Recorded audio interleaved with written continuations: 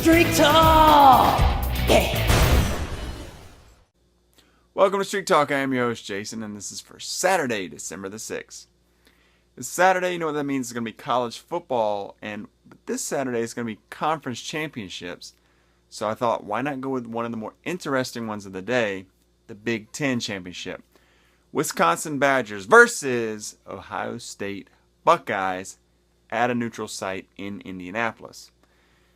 Well, as you know, Buckeye quarterback J.T. Barrett had a huge leg injury in the Michigan game. He is going to be out for the rest of the year. So they already had Braxton Miller missing from the very beginning of the year. So the guy who started the year as their third-string quarterback now is going to be their starting quarterback in their most important game of the year, Cardale Jones.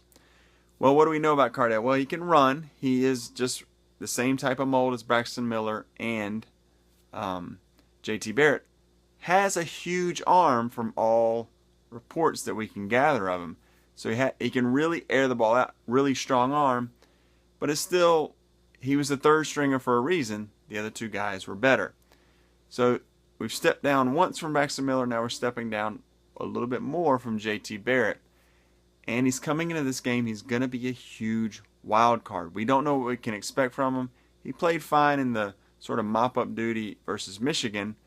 And while that game was close at the time, and he was facing Michigan, who just fired their head coach. So that team's in disarray. Can't really garner a lot of information from him coming in to play that game.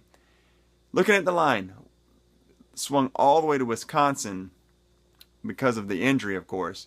Wisconsin minus 4.5 point favorite. Amount of minus 195 money line, so we remove the VIG. The implied percent is Wisconsin a 64% favorite. That might not be quite as high as you would have predicted, considering the injury of the quarterback. I think Vegas thinks that while they have had the injury, they're still giving Ohio State a little bit of a chance here.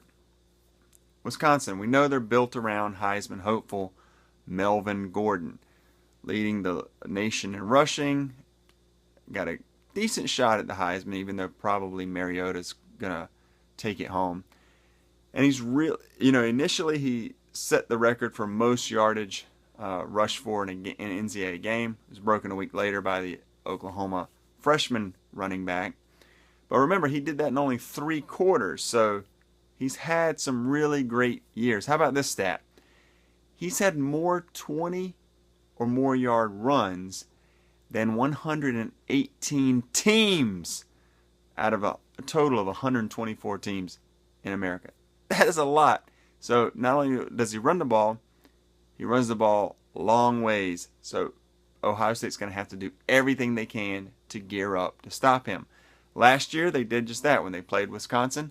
They held him to 15 carries for 74 yards and 0 touchdowns. They stacked the box, put 8, sometimes 9 in the box, and they're going to make the quarterback beat him. Joel Stave, quarterback for Wisconsin. If the game falls on his shoulders, does he have enough to sort of get it done? Initially, early in the year, he was splitting time / wasn't playing to McAvoy, but as he came in, Wisconsin was 3-2 at the time. Their season was really in limbo, really settled the offense down, got them a little bit more consistent play at quarterback, allowed Melvin Gordon to flourish. Now, while all the highlights and spotlight are on Melvin Gordon, I bet you didn't know this. Wisconsin, the number 2 ranked defense in the nation. They are, versus the pass, they are 2nd. Versus the run, they're 8th. So total, they're 2nd in the nation in total defense.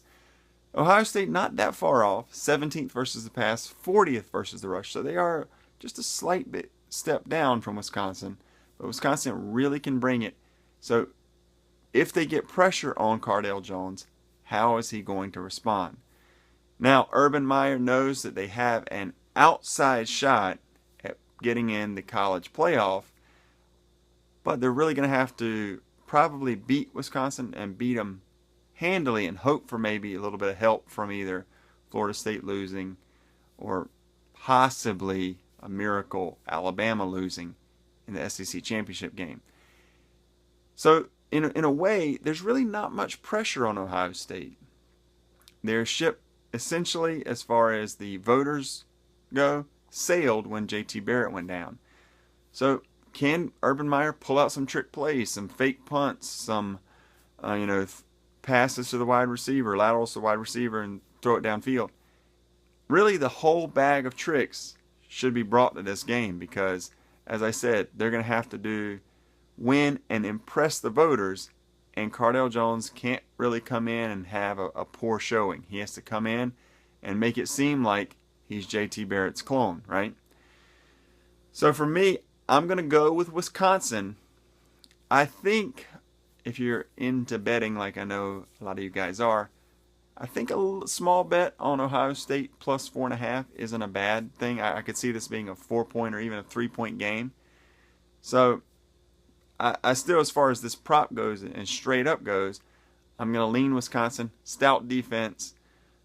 Maybe Gordon can get just enough done in the running game. Stavi has a sort of turnover-free game. I think the Badgers get the win for the green.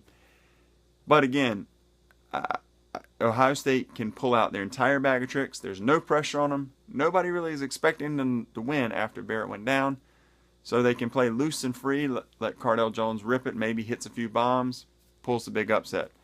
But as far as Streak for the Cash goes, Wisconsin for the green. Hope you guys enjoy it. We'll see you next time on Streak Talk.